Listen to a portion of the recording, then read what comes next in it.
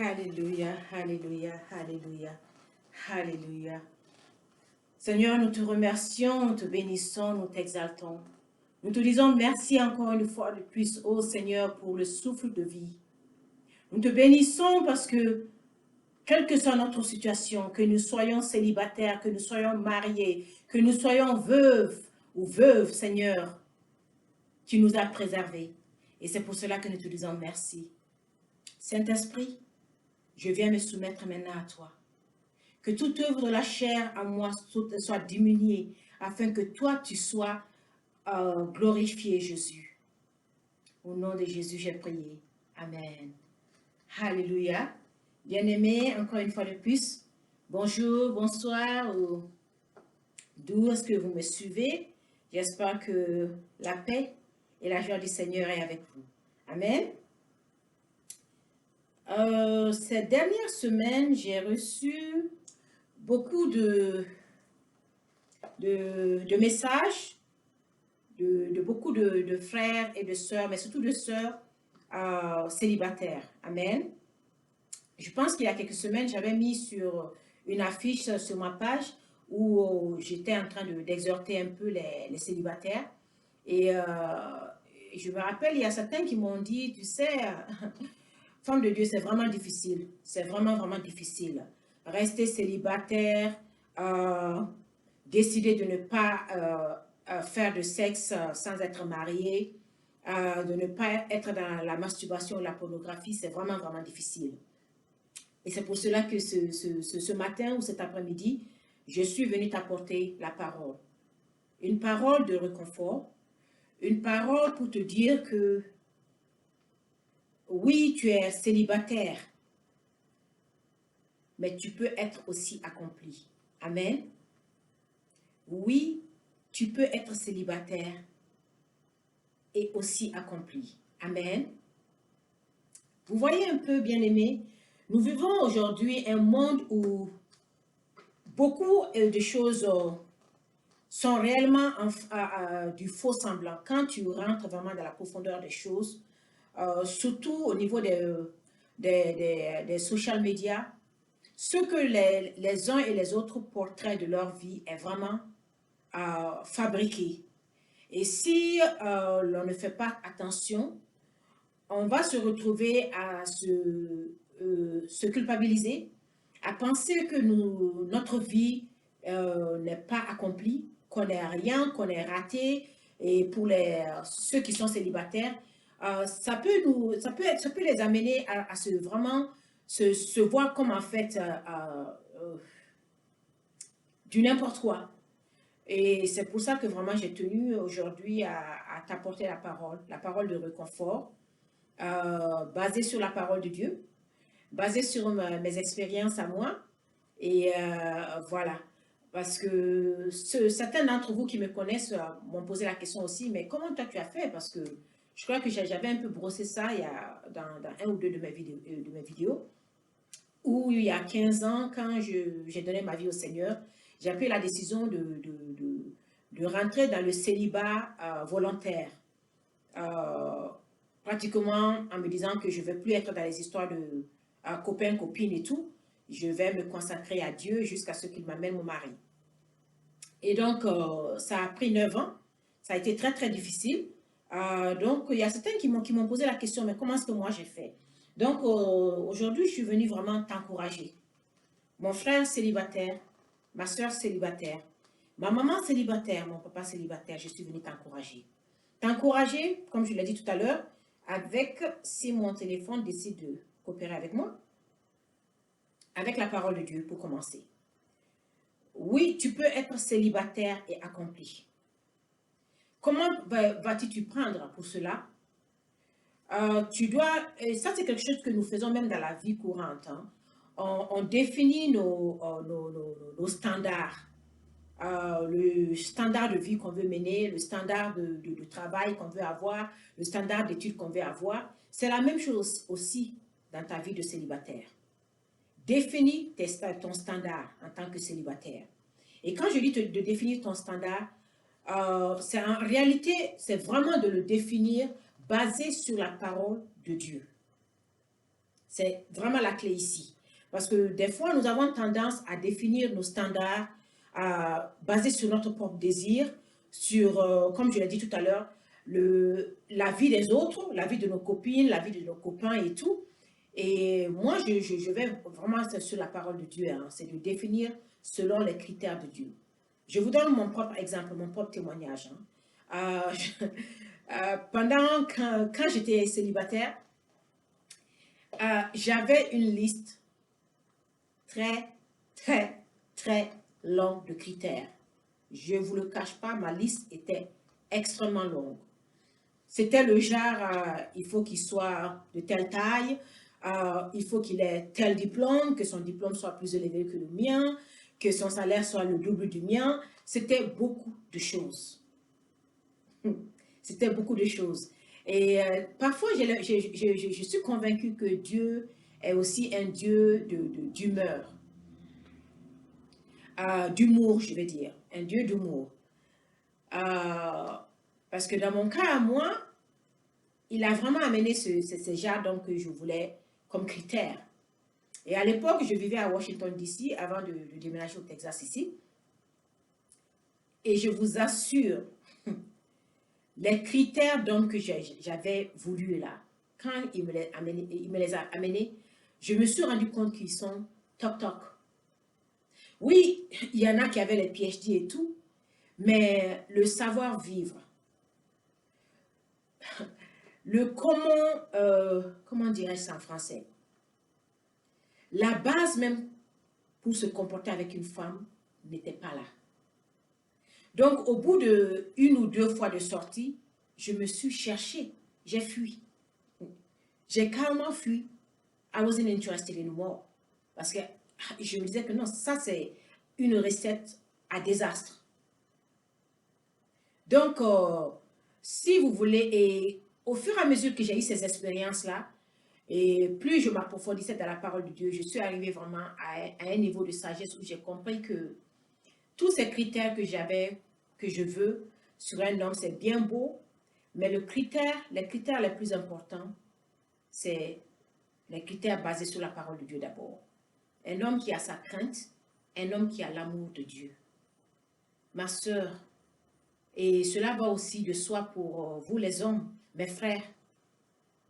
Une femme qui a la crainte de Dieu, une femme qui a l'amour de Dieu. Parce qu'avec ces 2 critères-là, vous arriverez à travailler ensemble. Du fait que chacun d'entre vous a la crainte et l'amour de Dieu, ça va vraiment vous aider dans les moments de crise quand vous allez vous marier. Parce que le mariage, ce n'est pas de la blague, ce n'est pas de la rigolade, ce n'est pas pour les enfants. Donc, quand il va y avoir des moments de crise dans le mariage, et des crises, il y en aura forcément. Et donc, quand ces moments de crise viendront, c'est vraiment ces 2 critères-là, l'amour de Dieu et la crainte de Dieu, qui vont vraiment vous aider à surmonter les épreuves. Donc, je vous encourage vraiment, pendant que vous êtes célibataire et que vous définissez vos standards, de faire vraiment attention à ce point-ci. Ensuite, comment est-ce que vous pouvez être accompli? Apprenez à être autodiscipliné et à fuir toutes sortes de tentatives sexuelles. Je sais que on veut des fois se dire que c'est un sujet tabou, mais bien aimé, le monde va vraiment mal. Le monde va vraiment mal et le Seigneur revient bientôt. Donc, cette histoire de faire semblant d'avoir honte et autres, on va laisser ça de côté un peu et on va se parler sincèrement. Amen. Le livre de 1 Corinthiens 6, 18 nous recommande d'être disciplinés et de fuir toutes sortes d'immoralité sexuelle. Dans mon cas à moi, quand j'ai pris la décision de rester célibataire jusqu'à ce que je me marie, certains des standards aussi que je m'étais posé, c'était le genre, quand je rencontre quelqu'un, je lui faisais savoir sur le champ, il n'y a pas de visite chez moi. Je ne vais pas te rendre visite chez toi. On peut se rencontrer au cinéma, au restaurant, dehors. Et je leur faisais savoir en même temps, hein, pas de sexe sans mariage. Il y a certains qui pensaient que ça va, je rigolais et tout. Donc, au bout de 2 semaines, un mois, c'est pour avoir des éclats d'humeur et tout. And I was like, je t'avais bien dit. Donc, ce côté-là, c'est très, très important. Parce qu'on peut se dire que oui, bon, écoute, j'ai donné ma vie au Seigneur, j'ai pris ma décision de rester célibataire et tout. Mais, vous savez, hein, une fois que ce corps qui est mortel a goûté à certaines choses, quand ce même corps se retrouve dans des circonstances qui réveillent ces sensations-là, la logique est que ce corps-là va vouloir repartir dans ses sensations. Et c'est pour cela que pour éviter même des situations de ce genre, éviter vraiment en tant que célibataire qui veut être accompli, évitez de vous retrouver dans des situations comme ça, où vous allez rendre visite au monsieur, ou le monsieur vient te rendre visite chez toi et tout. Le mieux, c'est de se rencontrer dehors, jusqu'à ce que vraiment la relation puisse être assise. Amen. Ensuite, il est très important de s'entourer vraiment d'amis qui ont la crainte de Dieu. Le livre de Proverbes 13, 20 nous dit ceci. Qui fréquente les sages deviendra sage. Mais celui qui marche avec les insensés va au-devant du malheur. Donc, c'est très, très important de savoir avec qui nous nous entourons comme amis. Lorsque tu prends ce genre de décision, de te consacrer vraiment à Dieu, et que tu continues à marcher avec des amis qui passent leur temps à changer de femme, ou bien toi, tu es une dame, tes copines qui passent leur temps qui ont plusieurs copains à côté et tout, ça va être très, très difficile de pouvoir maintenir ton standard. Donc, c'est très important de savoir avec qui nous nous entourons lorsque nous voulons prendre ce genre de décision-là. Amen.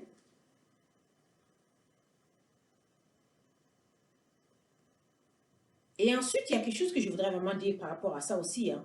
Parce que lorsque vous rencontrez une femme ou un homme et que vous commencez à vous fréquenter et que tu décides qu'il n'y ait pas de rapport sexuel entre vous, je vous assure que entre la personne qui n'a pas eu de rapport sexuel et celle qui s'est déjà investie sexuellement avec le monsieur, au cas où la relation ne marche pas, c'est plus facile à celle qui ne s'est pas investie sexuellement de pouvoir quitter la relation. Oui, c'est sûr que bon, il y aura ce sentiment de blessure qui sera là, mais ça n'aura pas le même impact que celle qui s'est engagée déjà sexuellement avec le monsieur. Donc, c'est très, très important. C'est des choses auxquelles, des fois, beaucoup n'y pensent pas, mais ça aide énormément. Parce que, bon, toutes les relations ne sont pas appelées à aller au mariage. Donc, au cas où ça ne marche pas, ben, écoute, hein, vous pouvez rester amis et puis, bon, tu continues ton chemin et tu continues à sortir, à rencontrer d'autres personnes jusqu'à ce que Dieu te montre vraiment la personne qu'il a créée pour toi. Mais si tu t'amuses à coucher à gauche et à droite, c'est des morceaux de toi, de ta vie, de ton destin que tu laisses dans chacune de ces relations-là. Ça, ce sera un autre sujet d'édification une autre fois. Amen. Et aussi, tu peux être célibataire accompli en étant au service de Dieu et en étant au service de ta communauté. Vous voyez, le livre de 1 Corinthiens 7, verset 32 à 34 nous dit, « C'est pourquoi je voudrais vous savoir libre de toute préoccupation. Celui qui n'est pas marié se préoccupe des intérêts du Seigneur. Son seul souci est de lui plaire. » Verset 33, « Celui qui est marié s'occupe des affaires de ce monde pour plaire à sa femme, et le voilà tiraillé de part et d'autre.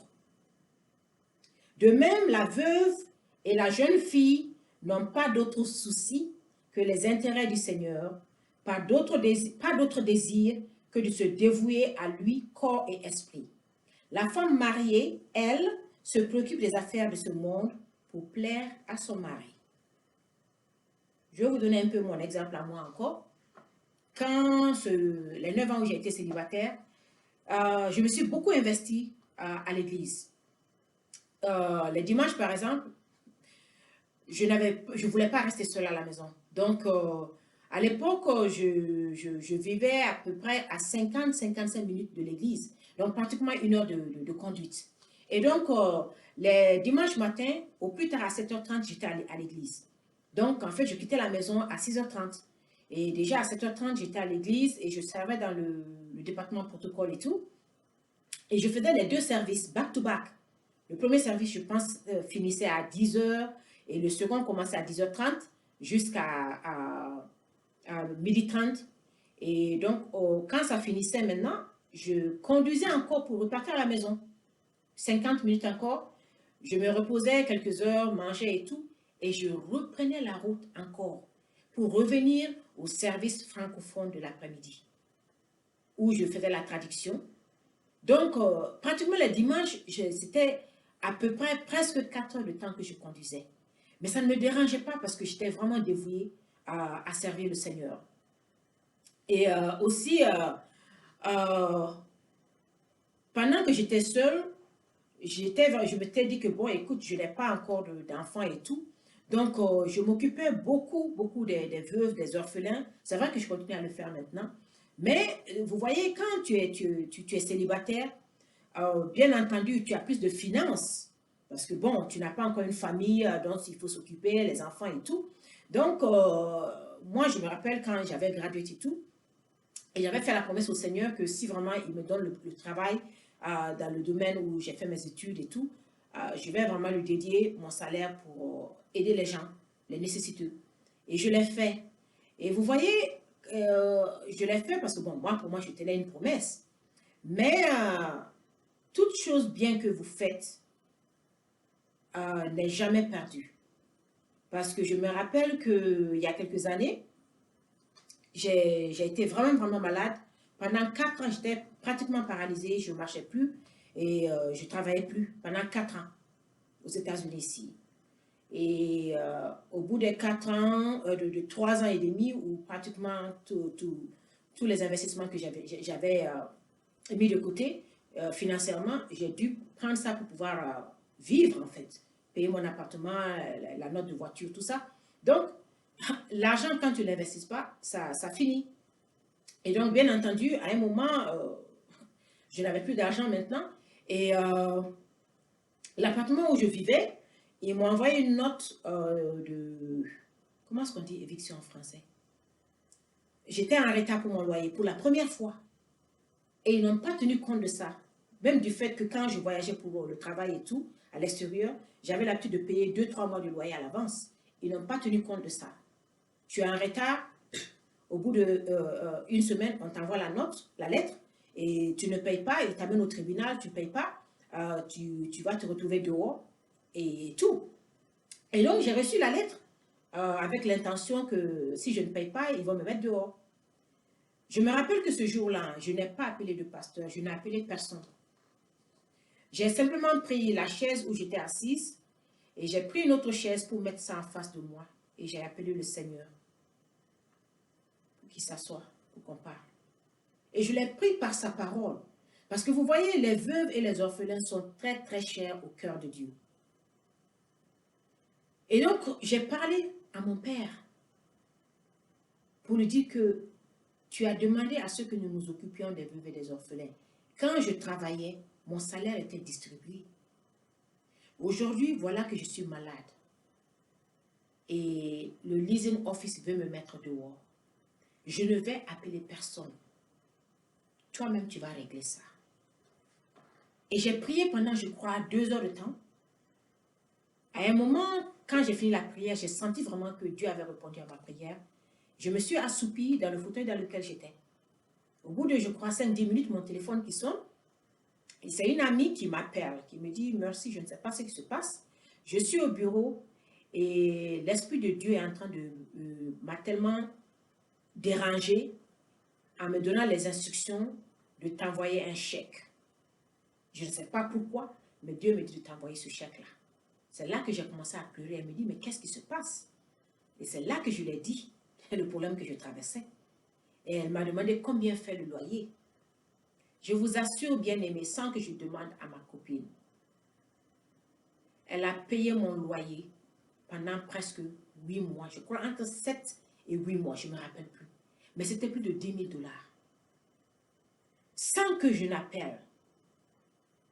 Si Dieu a permis que cette copine m'appelle pour m'aider, c'est à cause de ce que j'ai fait pour le Seigneur quand j'avais les moyens.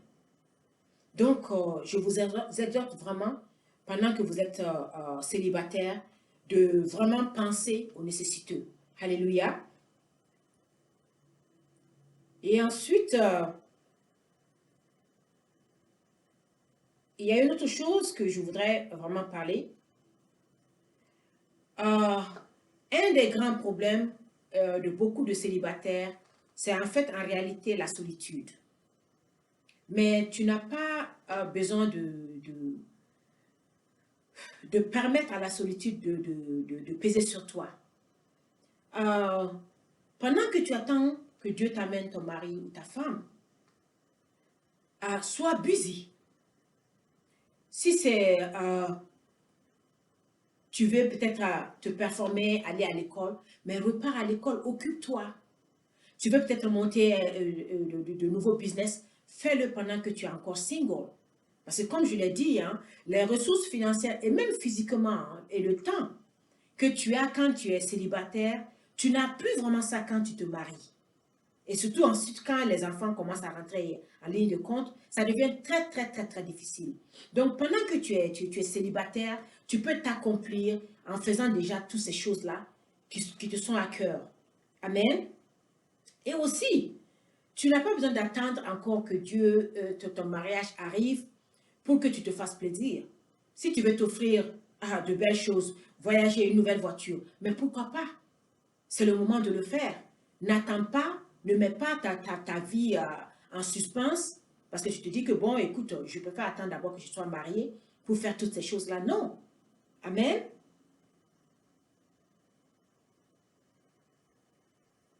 Et je pense que j'ai un peu touché à ça tout à l'heure. Ne sois pas... ne te laisse pas avoir avec tout ce que tu vois sur les réseaux sociaux. Ne te laisse pas avoir avec la vie de rose que peuvent te faire miroiter tes amis mariés. Amen. Focalise-toi sur toi-même et sur ce que Dieu veut faire pour toi. Prépare-toi, forme-toi, éduque-toi pendant que tu attends ton époux. Amen. Il y a aussi quelque chose que je voudrais vraiment parler de ça. Connais ta valeur. Connais ta valeur. Ne sois pas désespéré. Je vais vous donner juste un petit cas. Hein. C'est le cas, quelque chose qui m'est arrivé aussi quand j'étais célibataire. J'étais à l'église et il y avait ce frère-là qui s'intéressait à moi, mais vraiment, il ne m'intéressait pas trop. Mais je me rappelle que les grandes sœurs à l'église m'ont dit, mais écoute, petite sœur, il faut bien que tu sois un peu flexible. Bon, c'est vrai que tu dis que tu l'aimes pas trop, mais you never know. Va, sors avec lui et puis vois où est-ce que ça va aller. Il dit, ok, that's fair. Et donc, le frère m'a invité, on est parti au restaurant. Et pendant qu'on attendait le repas et tout, voilà le cher monsieur, le cher frère qui me regarde et puis qui a l'audace de commencer à me parler et à me poser des questions sur mon salaire et tout. Et je lui ai dit, je ne réponds pas à des questions comme ça, je ne vois pas pourquoi tu me poses cette question-là. Il me dit, bon, en fait, lui, il a un projet de business, donc il veut que j'investisse, je prends en fait une ligne de crédit avec ma banque de 50 000 dollars pour mettre dans son business à lui. J'ai commencé à rire. Et le frère me dit, ben écoute, hein, regarde-moi, moi je suis joli garçon, hein, donc si tu veux sortir avec moi et tout, il faut que tu banques. C'est là que j'ai éclaté de rire. Et je me suis levée en plein milieu du restaurant. J'ai dit, regarde-moi bien. Je suis une belle femme aussi.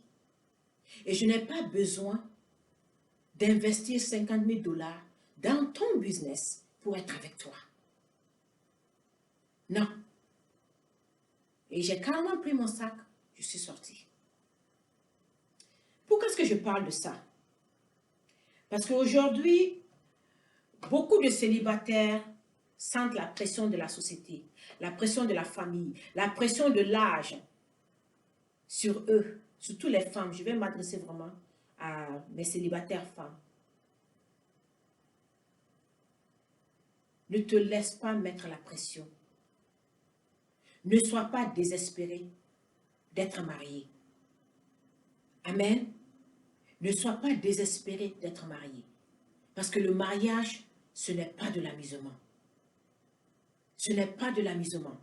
Je vais vous faire une illustration ici. Amen. J'ai ce premier verre, je ne sais pas si vous le voyez.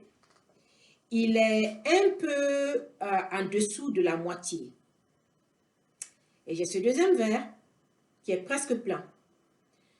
Comme illustration, je dirais que ce premier verre qui est à moitié, presque à moitié plein, représente la femme célibataire. Et ce verre qui est presque plein représente l'homme célibataire. Voilà ce que beaucoup de mes sœurs célibataires font aujourd'hui. Lorsqu'elles rencontrent un homme, comme le cas de ce frère que je viens de vous dire, n'eusse été à la sagesse de Dieu, j'aurais fait la même erreur si j'étais désespérée. Qu'est-ce qui se passe? Parce que tu es célibataire, tu regardes ton âge, tu regardes la société, tu regardes la pression de ta famille, de tes amis, de toi-même, de ton âge et tout. Tu rencontres un homme, ma soeur, voilà ce que tu commences à faire. Tu commences à tout verser dans la relation. Ton argent, ton temps, ton amour, ton corps, tout, tout, tout. Vous voyez un peu? Je vais m'arrêter ici parce que je ne veux pas que l'eau se verse. Et pendant que tu fais ça, qu'est-ce qui se passe? Ton verre qui était presque à moitié plein est maintenant presque vide. Si je devais continuer à verser, en fait, le verre techniquement allait être totalement vide. Et donc, pendant que toi, tu es en train de tout vider sur dans cette relation, sur ce monsieur-là, lui, qu'est-ce qui se passe? Il devient rempli. Il devient rempli. Et pendant tout ce processus que tu es en train de faire, parce que ce que tu es en train de faire est contraire à la volonté de Dieu pour toi. Lorsque Dieu a créé Adam et Ève, il a été clair dans les responsabilités. Adam, le chef de famille, le pourvoyeur. Yves, qui est là pour l'aider. Mais toi, parce que tu es célibataire, parce que tu veux à coup de coup te marier, tu fais l'opposé. Cette illustration que je viens de vous donner, c'est pour vous faire comprendre en fait ce qui se passe en réalité dans les relations d'aujourd'hui. Et donc, le temps que tu te rends compte, tu as tout donné, tu as tout versé dans cette relation-là. Et parce que ce processus que tu viens de faire est contre la volonté de Dieu, la relation ne va pas marcher. Et le temps que tu te rends compte, ce même monsieur dans lequel tu as tout versé, encore une fois de plus, s'en va. Il s'en va, et qu'est-ce qu'il fait? Il va aller trouver une dame, une autre sœur, qui est à moitié vide, et il va commencer maintenant à verser en elle, à investir en elle son temps, son amour, son argent, tout. Tout, tout, tout. Pendant que toi, ton verre, ton contenu reste vide. Parce que tu l'as mis là où il ne fallait pas. Donc, mes chères sœurs, connais ta valeur. Oui, tu peux être célibataire, mais marche la tête haute. Ne laisse personne te faire croire que tu ne vaux rien ou que tu es un échec. Non. Tu peux bel et bien être célibataire et totalement accompli. Amen. Marche la tête haute. Connais qui tu es. Connais à qui tu appartiens, c'est-à-dire Dieu. définis tes standards. Sers le Seigneur, sers Dieu pendant que tu es célibataire. Aide les orphelins, aide les veuves, aide ceux qui sont nécessiteux. Entoure-toi d'amis qui ont la crainte de Dieu. Prends le temps de t'éduquer, prends le temps de te former, prends le temps de t'apprécier toi-même, prends le temps d'être avec toi-même. Si tu as envie de te faire plaisir, fais-toi plaisir jusqu'à ce que Dieu amène ton époux ou ton épouse. Donc, je voulais vraiment vous encourager, mes célibataires. J'ai confiance. Je sais que Dieu ne vous a pas oublié. Il ne vous a pas oublié. Et que votre temps de célébration viendra aussi. Au temps de Dieu. Et quand ça viendra, ce sera très beau. Amen. Je vais prendre un petit moment de prière pour vous avant qu'on ne se laisse. Seigneur, je te bénis, je t'exalte. Oh Jésus. Je te bénis pour tous ces frères et sœurs célibataires, Seigneur. Je te les présente devant ton trône, oh Seigneur. Toi qui as créé l'homme et qui as dit qu'il n'est pas bon pour l'homme d'être seul. Je prie maintenant, oh Dieu Tout-Puissant, que là où se trouve la femme que tu as sortie du côte de chaque homme célibataire, Seigneur, que par ton alchimie divine, ton alchimie divine, je crois qu'on dit une alchimie, ton alchimie divine, que tu les amènes l'un vers l'autre. Que toi qui es le Dieu des détails, que tu travailles dans tous les détails de leur rencontre, que tu travailles dans tous les détails de leur vie, Seigneur.